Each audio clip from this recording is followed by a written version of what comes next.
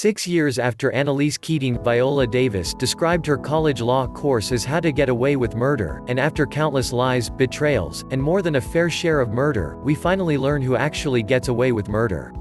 The ABC drama managed to give each of the main characters the karmic justice they deserved, while also delivering plenty of surprising plot twists and emotional farewells to our favorite young murderers.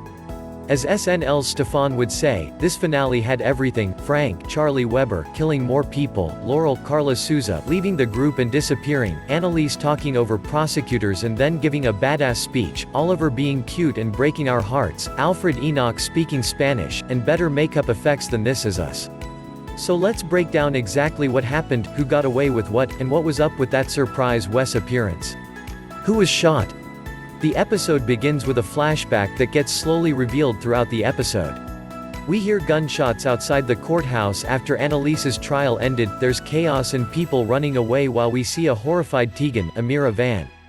At the same time, Laurel quickly drives away with Christopher. What exactly happened? Well, as we find out later in the episode, briefly after the trial ended, a very pissed-off Frank arrived at the courthouse and gunned down Governor Burkhead, Laura Innes, just as she was coming out of the building. Sadly, Frank is instantly shot by Burkhead's guards, and bleeds out in Bonnie's, Liza Weil, arms before she realizes she was also shot in the crossfire. By dying with the woman who probably couldn't have lived without him either way, and who also did her fair share of killing, Frank finally gets some karmic punishment after a lifetime of being essentially a hitman. But we're getting ahead of ourselves. There is a lot that happens before this shooting, so let's turn back the clock to the trial of Annalise Keating. Who shot Hannah Keating? We don't really get a concrete answer for this. After the previous episode built Hannah, Marcia Gay Harden, up as the key witness who could help Annalise win the case, we discover she had apparently committed suicide.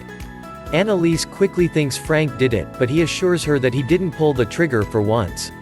But at least Frank seems to think it was all Governor Burkhead's fault, as this is what prompts Frank to shoot Burkhead to death. Did anyone get an immunity deal? Back to the trial.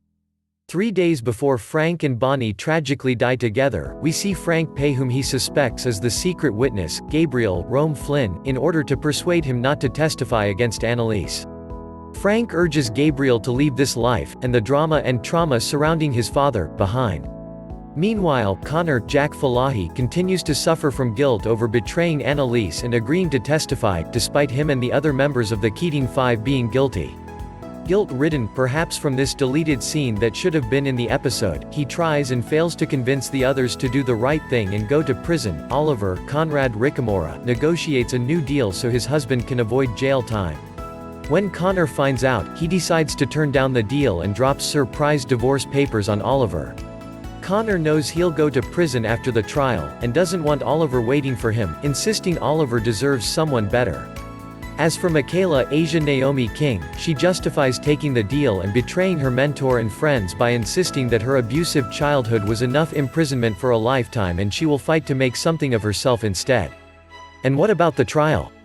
After the previous episode had Laurel surprise everyone by actually telling the truth for once, the finale of How to Get Away with Murder gave us 3 big testimonies.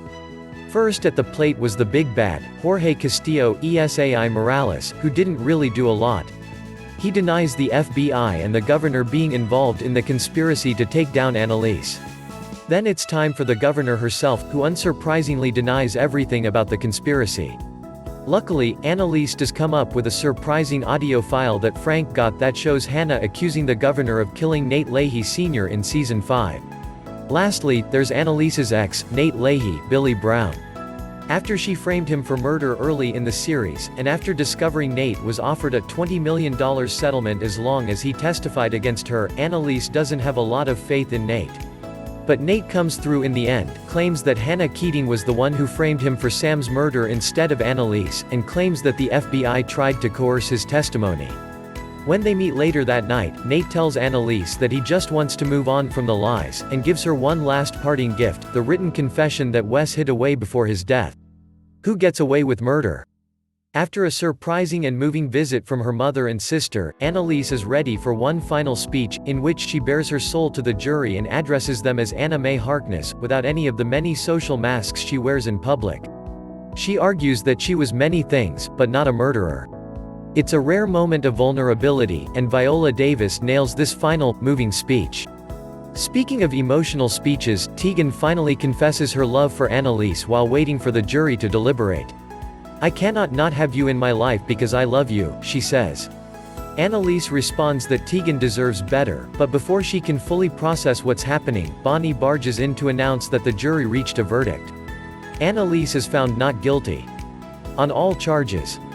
But someone does go to jail for murder: Connor. Shortly after the verdict is announced, and very much despite Oliver's pleas to stay together while he's behind bars, Connor hands over his wedding ring to Oliver and walks away while in handcuffs. Michaela tries to comfort Oliver, but he quickly shuts her down before giving her the "old that should have been you." For a while now, Connor has acted as the conscience of the Keating Five, and he's shown the most remorse for the many sins the group has committed, so seeing him finally accept his fate is heartbreaking, even if it feels just right. But someone did actually get away with murder: Michaela.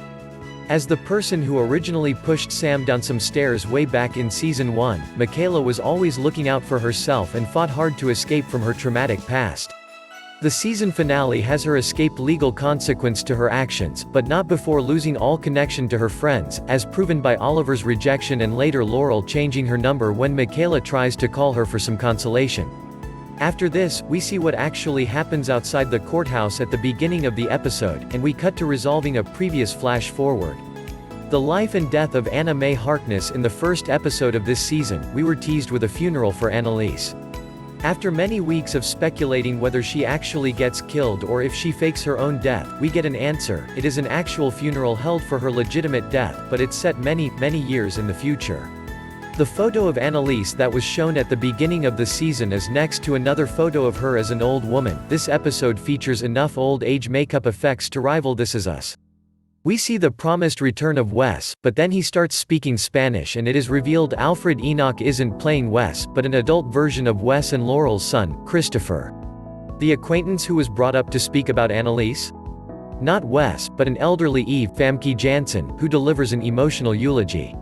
During her speech, we get a montage of unresolved plot points.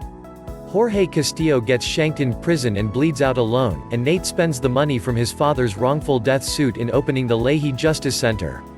We also see flashes of Annalise, her sister, attending their mother's funeral, dancing with Tegan, going back to drinking, having a few new lovers, both men and women, ending with an older Annalise walking alone on a beach. But getting back to the funeral, we see an older Laurel look around and spotting an older Connor and Oliver, who apparently got together and either stayed married or got remarried in the future, tears going down everyone's face. One person missing from the funeral? Michaela, who is seen in a brief montage as she's getting sworn in as a judge next to what may be her daughters or granddaughters, finally getting the successful life she always wanted. Then we end on a scene that feels a bit familiar. Adult Christopher walks into a classroom at Middletown Law School. But he's not a student, as Christopher Castillo introduces himself as a professor, with a new accent that could have made the Harry Potter movies better had he used it there.